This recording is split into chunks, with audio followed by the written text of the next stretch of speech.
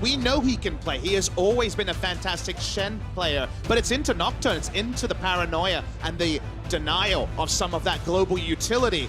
Pobelter took quite a big advantage in that lane just from having the early harass. This binding accuracy is just perfect. And Doublelift gets first blood in the bottom lane. Just too easy. That was 4 or 5 bindings in a row that we caught, fully fulfilling his Predator is ready for Smithy. Flash away from Uzi straight away, but there's the suppression. Teleport coming in from Let Me to try and counteract this. Zhao Hu's going to join on up as well already. They've got one though. Ming able to get underneath the tower. There's Let Me. Impact gets him. Zhao Hu now in a 2v5 with Let Me. Impact tanking up the tower, but here's the Hemo play from Pobelter. And Team Liquid are turning it around on day 3. They're winning these early skirmishes. They're getting the kills they want. But MLXG is trying to turn it back around for RNG. A lot of damage from the paddle star. MLXG not going to be able to get onto that back line. Oh yeah, he was looking for a Q to finish off Pobelter, and then they're cornered a little bit here, but because everyone survives and they have the vision control, they're able to get right out. Another visit!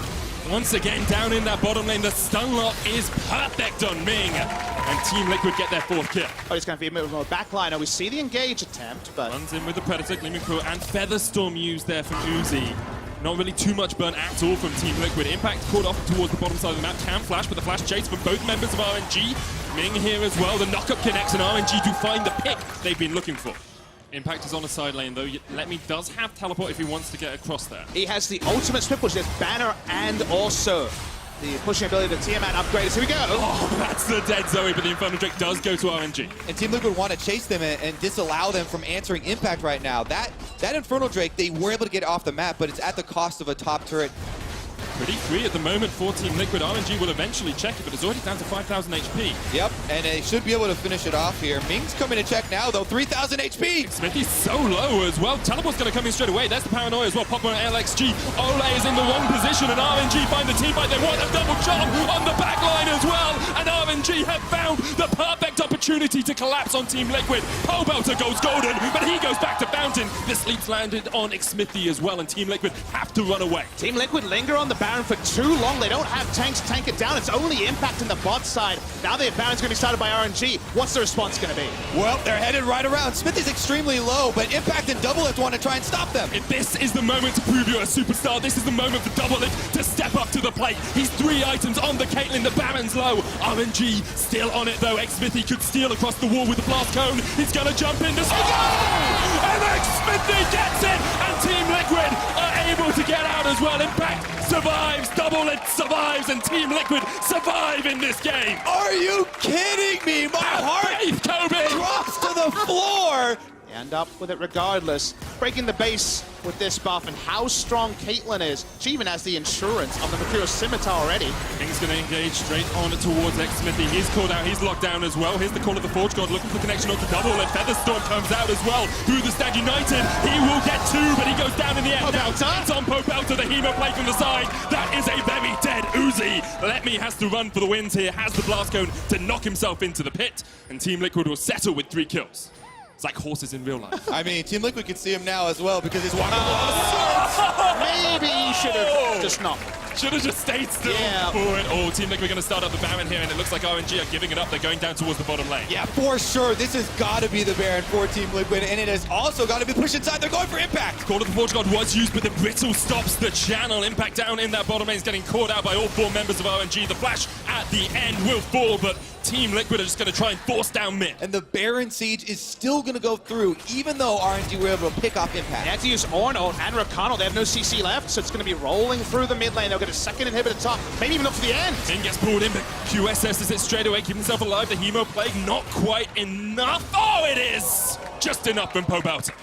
No objectives left apart from this inhibitor and that Nexus as well. Team Liquid want the 50 gold to close out the game. There's the ace in the hole blocked out by Ming. Impact doesn't quite land the taunt. There's the charm as well. Paranoia used, but Pobelter gets on towards the backline. Let Me now in the front. Inhibitor falls. Team Liquid reset and re-engage for these towers.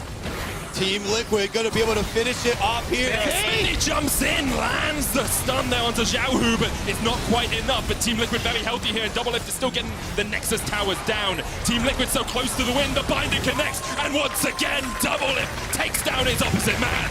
Looking to clean up the rest of these kills. Team Liquid, they've done it. One Nexus Tower between them and the win here. One Nexus Tower between them and their first win at an international tournament. Their first win at MSI. The hope is alive as Team Liquid take down RNG. As you can see, though, when they take off the headsets, all business. They know they got themselves into a bit of a hole as far as the tournament is concerned, but they still have possibility of getting out. And my this is the first step. And my favorite thing about my prep for this tournament was I thought we had multiple teams where if they got a lead in the early game, they could close games, and that hadn't been Team Liquid's story for 4 games. Couldn't get anything going, couldn't even work out their ideal 5. Here, they get through the early game, largely from Ole's playmaking on the Morgana, and from there, it was pretty clean, except for one big asterisk. Put your rally caps on now, though. Team Liquid operate in 4s. Just saying. You can see people who threw their jerseys into the bin yesterday, getting them back out, rooting through the It's garbage. still good. Like, It's still good. It's still I can good. still wear this. I can still wear this. Team Liquid finally find their first win at the tournament. At the halfway mark, they are 1-4. I'm sure they'll want to change that scoreline, even reverse it coming into the second half of MSI. And when it comes for adaptation for their next game, it'll be about that first Baron setup. That was the only asterisk here where honestly RNG could have rewritten the story unless Smithy, who has been a big star for this lineup, a consistent player, got the steal. That would have heavily changed the game, but everything else you can pretty much copy and paste for your approach to game number 2 today. Yeah, Smithy has shown he's able to do it in his home league, did it in the finals. He's able to do it as well on the international stage, steals another one for the team, and they're able to get the victory here. If you're RNG, though, you're looking at this game and saying, we were never really in the driver's seat. You know, we lost the early game, we played around this mid-game composition, only had one team fight that really worked. Yeah, definitely going to be turning the lens over to RNG after this one. And you're gonna, unfortunately, just like TL was piling on one player for RNG, MLXG had a very down performance. They have a jungle sub in Karsa. Sure, there were jungle bans, but there was Elysian. There was something less risky than the Nocturne, and the Nocturne achieved nothing this game. As well, the bottom side of the map, Fame, 2v2. Uzi, and Ming. Yeah, everyone giving the respect here to these guys, and rightfully so, but, you know, calmly played by Team Liquid, and they're able to get their own priority,